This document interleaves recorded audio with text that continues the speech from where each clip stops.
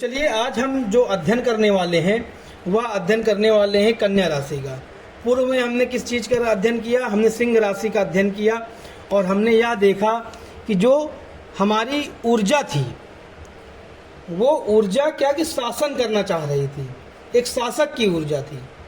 अब ऊर्जा को क्या क्या लगा कि ऊर्जा का शासन जो है वो शासन भी ऐसे नहीं चल सकता। शासन करने के लिए क्या जरूरी है? शासन करने के लिए डिटेलिंग जरूरी है। डिटेलिंग कौन करेगा? डिटेलिंग करेगा वजीर। वजीर यानी सबसे जो राजा का सबसे जो सर्वोच्च पद का प्रशासनिक अधिकारी होगा। ठीक, तो ऊर्जा ने क्या किया यहाँ पे और आगे ऊर्जा बढ़ी तो ऊर्जा ने कहा कि अब मुझे एनालाइज करना है, विश्लेषण करना है। तो जो कन्या राशि का स्लोगन आ जाएगा वो आ जाएगा आई एनालाइज। लिख लीजिए। तो जो ऊर्जा है अब उसको एक ज़रूरत है ऐसे सलाहकार की, एक ऐसे एनालिटिक्स की, एक ऐसे विश्लेषक की या एक ऐसे प्रशासक की जो उसकी चीज़ों को संचालित कर सके। संचालित करने का आशय है कि कौन सी चीज़ राज्य के लिए या उस ऊर्जा के लिए अच्छी है, कौन सी चीज़ उस ऊर्जा के लिए बेकार है। तो जो बेकार चीज़ है उनको वो बाहर कर सके छांट के इस ब्रह्मांड से, इन चीज़ों से, और जो अच्छे हैं उनको वो ले सके। तो ऊर्जा ने यहाँ पे कन्या राशि में प्रवेश किया और उसने जो कहा कि आई एनालाइज, क्योंकि बिना एनालाइज किए हुए आप नहीं जान सकते कि कौन आपके लिए अच्छा है, क्या चीज़ आपके लिए बुरी है। तो कन्या राशि की जो प्राथमिक प्रकृति है वो क्या है? डिटेलिंग, एनालाइजेशन, विश्लेषण, ठीक है, इत्यादि। अब कन्या राशि का जो सिंबल है लिख लीजिए। एक नौका है, नौका पे बैठी खड़ी या बैठी स्त्री, एक हाथ में मसाल है, दूसरे हाथ में अनाज है। एक हाथ में मसाल है, दूसरे हाथ में अनाज है। मसाल यहाँ पे क्या है? मसाल यहाँ पे है ज्ञान, क्योंकि कोई भी चीज़ की डिटेलिंग करनी है, कोई चीज़ का एनालाइज करना है, आप बिना ज्ञान के नहीं कर सकते। ठीक, और उस ज्ञान के साथ साथ दूसरे हाथ में अनाज है। उस सिंबल में दूसरे हाथ में अनाज है। तो अनाज क्या दिखाता है? अनाज दिखाता है पोषण। ठीक है, राजा राज्य जीत के आएगा लेकिन जनता के लिए संचालित करके चीज़ों को कौन पहुंचाएगा? एक जो प्रशासक होगा, जैसे हमारे आईएएस होते हैं, पीसीएस होते हैं। तो क्या है कन्या राशि का जो सिंबल है उससे हमने क्या सीखा कि ज्ञान और पोषण का समन्वय ही कन्या राशि है। क्योंकि बिना सेवा के, अगर आपके पास बहुत ज्ञान है लेकिन आपके अंदर सेवा भाव नहीं है, एक से एक ज्ञानी हुए हैं उनके अंदर सेवा भाव नहीं था, वो आए चले गए, काम खत्म। तो अगर आपके अंदर सेवा भाव नहीं है, आपके अंदर किसी को देने का भाव नहीं है तो ज्ञान पड़े पड़े सड़ जाएगा, कभी काम नहीं आएगा। तो ज्ञान के लिए अगर आपके पास अत्यंत ज्ञान है तो उस ज्ञान का मतलब ही है सेवा। हम ज्ञान क्यों अर्जित करते हैं? ताकि हम एक ऐसा व्यक्तित्व बना सके अपने, हम बेटों को, अपनी आने वाली पीढ़ियों को ज्ञान क्यों देते हैं? क्योंकि हम एक ऐसा भविष्य निर्माण कर सके जिसके अंदर सब कुछ संतुलित हो, यानी सेवा भी हो, स्वपोषण भी हो। ठीक है, तो ज्ञान और पोषण का संतुलन बताती है आपकी कन्या राशि। ठीक, यहाँ तक समझ में आया?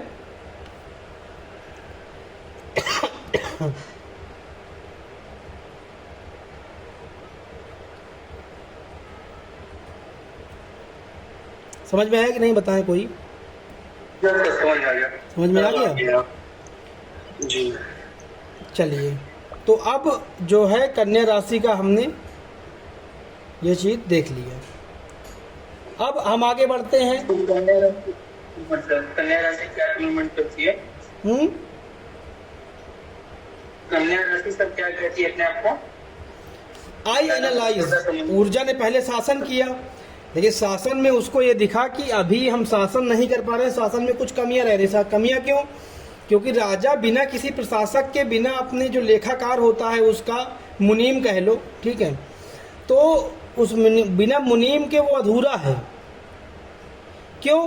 क्योंकि जो शासन चलाने के लिए बहुत सारी चीज़ें ऐसी होती हैं जिनका लेखा जोखा रखना होता है कि कौन सी चीज़ें बेकार हैं, कौन सी चीज़ें सही हैं। तो कन्या राशि ने कहा कि मुझे एनालाइज करना है। अब आई एनालाइज, ठीक है, ऊर्जा ने वहाँ पे प्रशासक, एक मुनीम, ठीक, एक एनालिटिक्स का रोल निभाया, उस हिस्से पे आ गई ब्रह्मांड के, जहाँ पे ये सारे काम में होते हैं। ठीक है, व्यापार,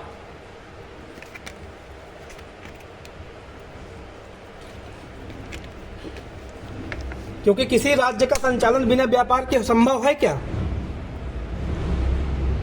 नहीं सर।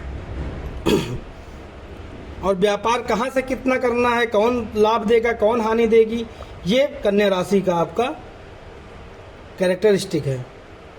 ठीक है,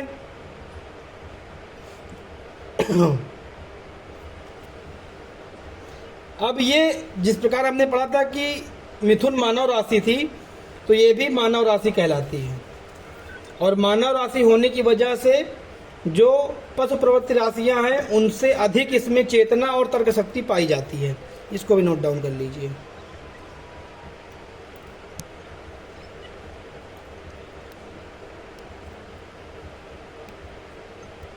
आपको बहुत सारे चित्र ऐसे मिलेंगे कि कन्या राशि है और गुलदस्ता लिए हुए हैं हाथ में, वो पश्चिमी वेस्टर्न एस्ट्रोलॉजी का होता है। हमें क्या दिमाग में रखना है, जिससे हम पूरा कॉन्सेप्ट समझ सकें कन्या राशि का, हमें दिमाग में रखना है कि कन्या राशि है, नौका है, नौका में बैठी हुई स्त्री है और एक हाथ में अनाज और एक हाथ में मसाल है। मसाल ज्ञान है, अनाज पोषण है, नौका है उस भवसागर से जीवन को पार लगाना, यानी आप नौका को ये भी समझ सकते हो व्यापार। ठीक है, एक जो ऊर्जा के लिए व्यापार है, लेकिन जीवन के लिए क्या है, भवसागर से हमें पोषण और ज्ञान को संतुलित करते हुए अपने जीवन को आगे बढ़ाना। ठीक है, अब हम लिख देंगे इसका लिख लीजिए सर। ऐसे लिख रहा था मैं क्या मानव राशि है, इसमें अन्य राशि से अधिक पशुवत राशियों से चेतना एवं तर्क शक्ति में बहुत ऊपर होती है। अब यही चीज मैंने आपको लिखाया होगा मिथुन राशि में, क्योंकि वो भी मानव राशि है, तो उसको ये मत समझिए कि दोनों सेम हो गए, है ना। वो मिथुन राशि कहाँ पे विशेष थी? मिथुन राशि संवाद और संचार के लिए ये काम करेगी, अपने तर्क का, अपनी बुद्धि का। लेकिन कन्या राशि कहाँ पे करेगी? वो अपने पोषण के लिए, अपने ज्ञान के लिए, डिटेलिंग के लिए, परफेक्शन के लिए ये काम करेगी। वहाँ पे मिथुन राशि में क्या हो रहा था? संचार और सूचना की राशि थी वो। तो वहाँ पे तर्क शक्ति और जो डिटेलिंग है वो कहाँ पे इस्तेमाल होगी? उसमें इस्तेमाल होगी। इसीलिए मैं कॉन्सेप्ट समझाता हूँ आपको, क्योंकि फैक्ट देने में क्या है, फैक्ट आप सबको सेम फैक्ट लगेगा, लेकिन आप उसको पहचानिए, जानिए, उन राशियों को अपने अंदर जीने का प्रयास करिए। तो उस हिसाब से मैं समझाने का प्रयास करता हूँ। और प्रभु जानते हैं, भगवान शंकर, कि मैं कर पा रहा हूँ कि नहीं। तो मैं प्रयास वही करता हूँ, आप लोग उसी तरीके से आगे बढ़ें। जहाँ पे समझ में ना आया करिए, पूछ लिया करिए। तो कन्या राशि का जो रंग होता है, अश्विनी वर्णा कहा गया है कन्या राशि को। कन्या राशि को अश्विनी वर्णा कहा गया, यानी मल्टी कलर्ड।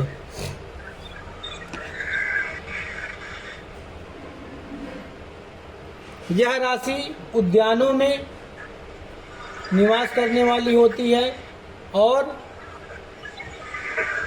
खेतों में, कृषि भूमि हमने शायद वृषभ में भी पढ़ा होगा, तो कंफ्यूज मत होइएगा, ठीक है। उद्यान मल्टी कलर या और कौन सा कलर सर? मल्टी कलर याद रखिए उसको। मतलब जो किताबों में, शास्त्रों में बोला गया, अश्विनी वर्णा, अश्विनी वर्णा बोला गया है। आप मल्टी कलर लिखो, सिंपल रखो। हमने पढ़ा था कि जो द्विस्वभाव राशियां हैं 3, 6, 9, 12 होती हैं, तो यह एक द्विस्वभाव राशि है। हमने पढ़ा था कि जो राशियां 2, 6, 10, 11 होती हैं, 2, 6, 10, 11 पृथ्वी तत्व राशियां हैं, इसलिए पृथ्वी तत्व राशि है, लिख लीजिए। हमने पढ़ा था कि जो 2, 6, 10, 11 राशियां हैं उनकी दिशा कौन सी होती है? दक्षिण, तो दक्षिण दिशा लिख लीजिए। अब आप देख रहे होंगे कि 5 राशियां पढ़ने के बाद, 4 के बाद कुछ चीज़ें, वही चीज़ें रिपीट होंगी, क्योंकि हमने तत्वों के 4 बांटे थे, 4 आधार पे। तो अब आपको याद करने में भी आसानी होगी। जय बार पृथ्वी तत्व आएगा, तय बार 2, 6, 10, 11 आ जाएगा। सॉरी,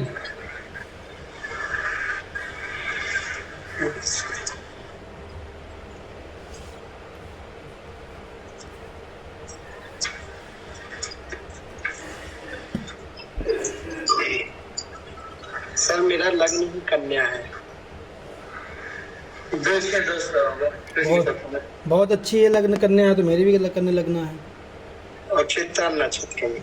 बहुत बढ़िया है, चित्रा नक्षत्र है, वेरी गुड।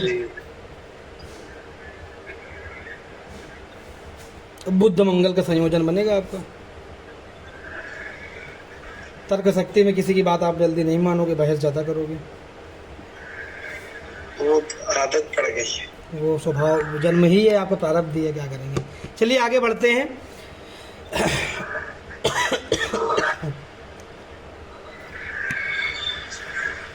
ये स्त्री राशि है, ये भी हमने शुरू में ही लिखा दिया था कौन कौन सी राशि स्त्री पुरुष होती हैं, लेकिन लिख लीजिए स्त्री राशि है, ठीक है।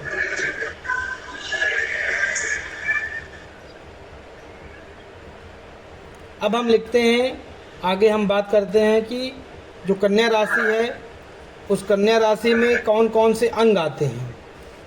तो इसमें जो आएगा आपकी आंत और आपकी कमर, वेस्ट और इंटेस्टाइन, वेस्ट और इंटेस्टाइन, यानी आंत और कमर,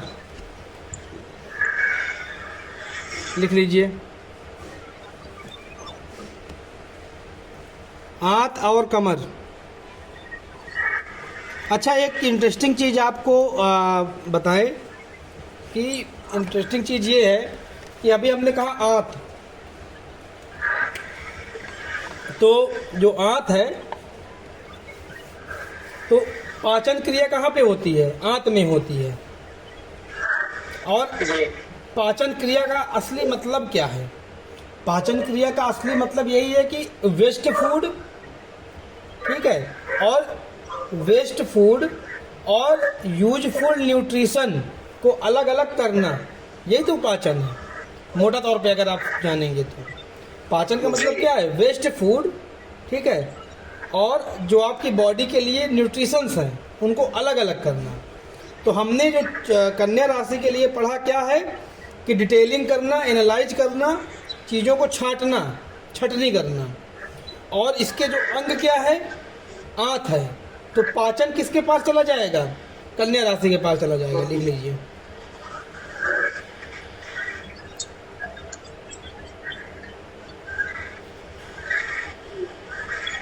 क्यों? क्योंकि जो कन्या राशि का मानसिक स्वभाव भी यही है, ठीक है।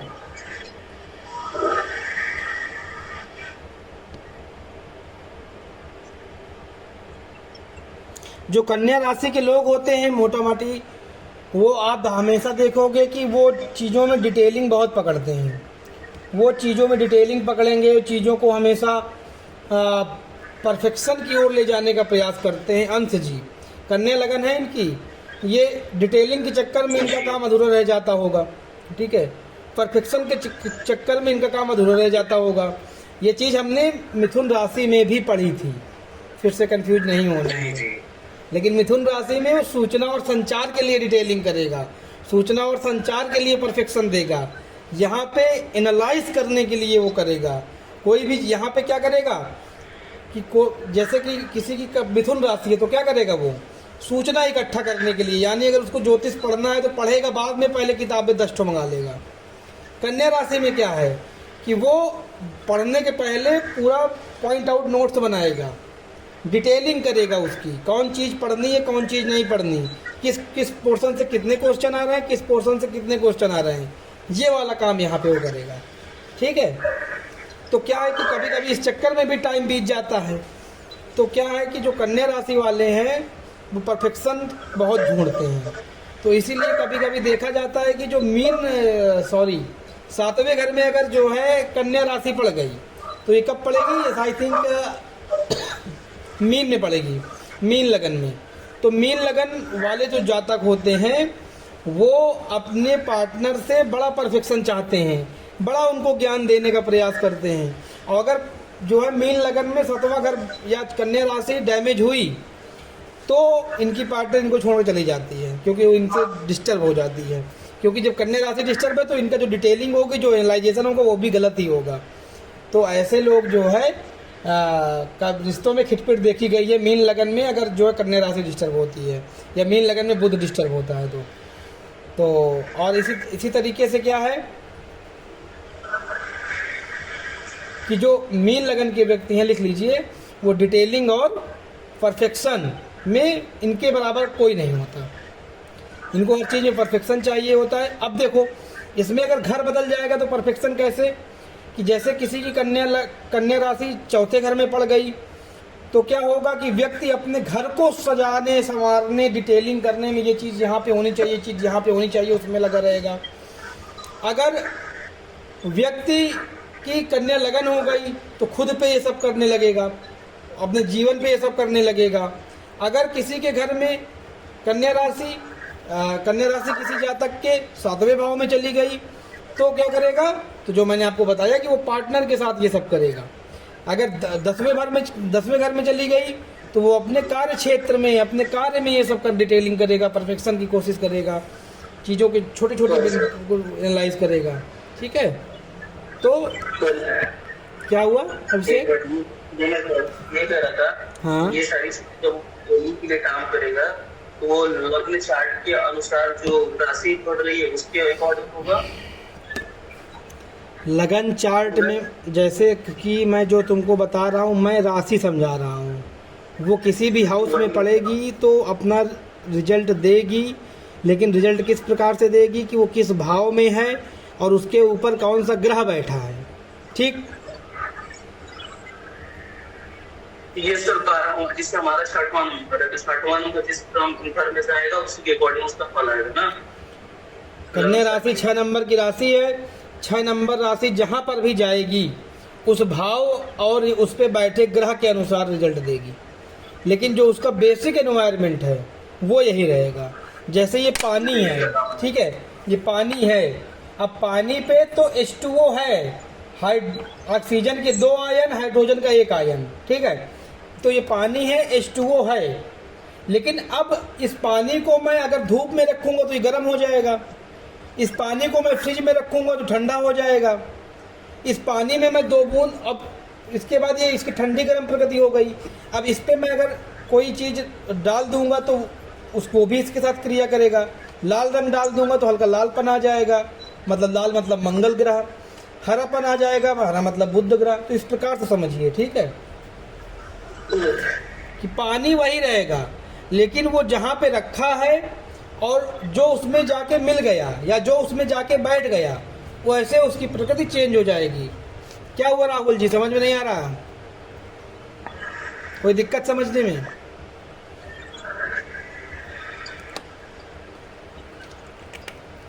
चलिए आगे बढ़ते हैं। अब लिख लीजिए कन्या राशि पर जो बुध ग्रह है वो उच्च का होता है। कन्या राशि पर बुध ग्रह उच्च का होता है और शुक्र नीच का हो जाता है। क्यों? क्योंकि बुध क्या है? बुध आपकी बुद्धि है। बुद्धि को क्या चाहिए? बुद्धि को चाहिए डिटेलिंग, व्यवस्थीकरण, ठीक है, सिस्टमेटिक ढंग से चीज़ें चाहिए, तभी वो परफेक्शन पे पहुंच पाएगी। तो कन्या राशि का जो बुध इसलिए उच्च का होता है क्योंकि वो एनालाइज करती है, वो डिटेलिंग देती है, वो क्या करती है, चीज़ों को सिस्टमेटिक ढंग से करती है। और बुद्धि का सही इस्तेमाल तभी हो पाता है जब चीज़ों में एनालाइजेशन हो, चीज़ों में डिटेलिंग हो और चीज़ों में परफेक्शन की ओर आगे बढ़ा जा रहा हो। तो इसलिए बुध यहाँ पे जाके एकदम कंफर्ट होके उच्च का, बुध एकमात्र ऐसा ग्रह है जो अपनी ही स्वराशि में उच्च का हो जाता है। उसका कारण है क्योंकि बुद्धि बुध के पास है और ऐसे कारक तो उसकी राशियों के पास में ही है, तो इसलिए बुध वहाँ पे उच्च का हो जाता है। शुक्र यहाँ पे नीच के हो जाते हैं। शुक्र यहाँ पे नीच के क्यों हो जाते हैं? क्योंकि शुक्र क्या है, शुक्र प्रेम है, शुक्र भोग विलासता है, शुक्र लग्जरी है। और कन्या राशि क्या है, कन्या राशि की ऊर्जा क्या है, कन्या राशि की ऊर्जा है, कन्या राशि का एनवायरमेंट है डिटेलिंग, हिसाब किताब, प्लस माइनस, सिस्टमेटिक तरीके से। तो जब प्रेम में अगर आप हिसाब किताब, डिटेलिंग, प्लस माइनस, साफ सफाई भी कन्या राशि के पास है, तो अगर आप ये सब देखने लगोगे तो आपकी प्रेम और भोग विलासता में जो आपकी चीज़ें हैं वो कम हो जाएंगी। प्रेम सबसे ज़्यादा वहीं पे कम बेकार महसूस करता है, सबसे खराब महसूस करता है, क्योंकि कहा जाता है कि प्रेम में व्यापार नहीं चलता, और कन्या राशि साक्षात व्यापार ही है। ठीक, हिसाब किताब नहीं चलता कि तुमने मेरे लिए कितना किया, मैं तुम्हारे लिए कितना किया, ये जहाँ पे होगा रिश्ता खत्म, प्रेम खत्म। ठीक, भोग विलासता में क्या होता है, हिसाब से पैसे नहीं खर्च किए जाते। 5 लोग बैठे हैं तो 5 लोगों के लिए पैसा निकला, गया आया, जो भी सामान आना है। तो वहाँ पे क्या होगा, जब हिसाब किताब होगा, एक एक चीज़ों का एनालाइज होगा, तो वो वहाँ पे शुक्र सबसे ज़्यादा डिस्कम्फर्टेबल हो जाते हैं, इसलिए वहाँ पे नीच का महसूस करते हैं, इसलिए वहाँ पे नीच का कहा जाता है। मित्र होने के चलते नीच के हो जाते हैं। ठीक है,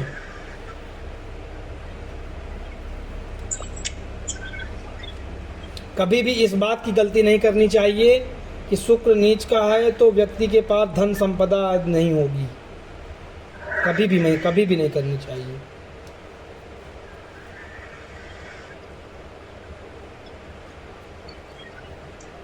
शुक्र नीच के होने के बाद भी आपकी धन संपदा इत्यादि में कमी नहीं करते हैं, लिख लीजिएगा।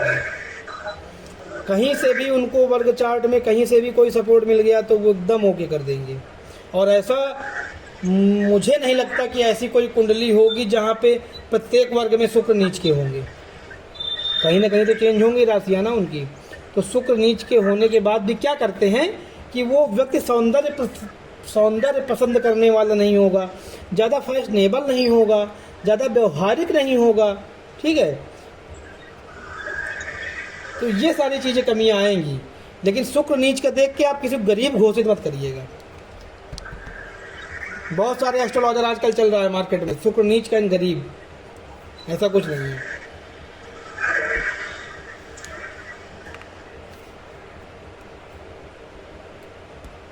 तो शुक्र की जो है चीज़ों अच्छा है। अगर शुक्र यहाँ पे 15 डिग्री पे हो जाए, आपको मैं एक चीज़ बताऊँ, शुक्र अगर यहाँ पे 15 डिग्री पे हो जाए, 27 डिग्री पे अगर सूर्य हो जाए, शुक्र हो जाए 27 से 30 डिग्री पे, ठीक, तो ये उनको कहा जाएगा नीच वर्गोत्तम हो जाते हैं शुक्र। मतलब ऐसा व्यक्ति अपनी भावनाओं को तो व्यक्त नहीं कर पाएगा कहीं पर, लेकिन वो सृजनात्मक इतना ज़्यादा होगा कि उसका मुकाबला कोई कर ही नहीं सकता है।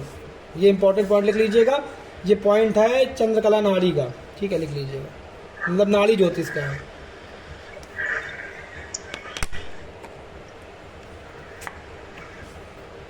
इसको लिख लीजिएगा। सर दोबारा बोल दीजिए एक बार ये बात। शुक्र 27 डिग्री पर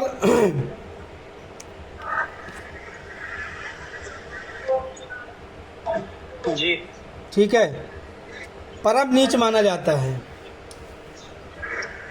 क्योंकि ये जो 27 डिग्री से लेकर 30 डिग्री तक का समय है ना, ये नवमांश में, कन्या नवमांश में ही आता है। तो कन्या पे चला गया सूर्य शुक्र, तो क्या होगा, परम नीच।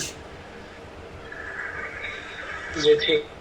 लेकिन नाड़ी ज्योतिष के अनुसार इस डिग्री पर शुक्र होने पर व्यक्ति बहुत ज़्यादा अपनी भावनाओं को व्यक्त करना और व्यवहारवादी तो नहीं होगा, लेकिन उसके साथ में वो क्या होगा, सृजन के क्षेत्र में, यानी क्रिएटिविटी के क्षेत्र में, हस्तशिल्प आदि के क्षेत्र में, मतलब हाथों की कलाकारी के क्षेत्र में जादूगर टाइप का उसको माना गया है। ठीक है, ये लिख लीजिएगा आप कि मिलन, आप लिखिए मिलनसार नहीं होगा, किंतु स्किल के मामले में जादूगर होगा।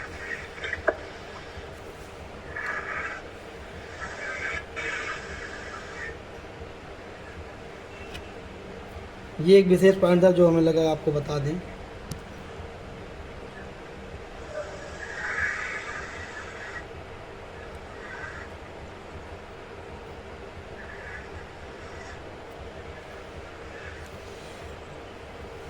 अब आगे एक पॉइंट और लिख लीजिएगा कि अगर हमने यहाँ परम नीच की बात की है तो परम उच्च का भी लिख लीजिए।